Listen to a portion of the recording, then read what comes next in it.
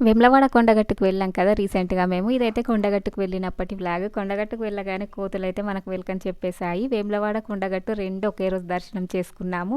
కొండగట్టులో అయితే ఎక్కువ మంది లేరు. జస్ట్ హాఫ్ అన్ అవర్‌లో దర్శనం అయితే అయిపోయింది. దర్శనం అయిపోయిన తర్వాత ఇంక ఇక్కడ చుట్టూ వేరే దేవుడి గుడిలు కూడా ఉంటాయి. అన్నీ దర్శనం చేసుకున్నాము.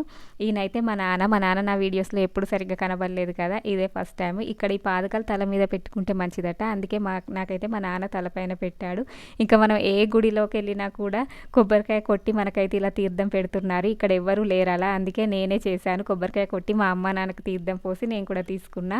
ఇంకా ఈ సంవత్సరం అయితే మేమైతే చాలా గుడులకు వెళ్ళాము. ఇంకా అమ్మ నేను అయితే ఎక్కువ వెళ్ళాం.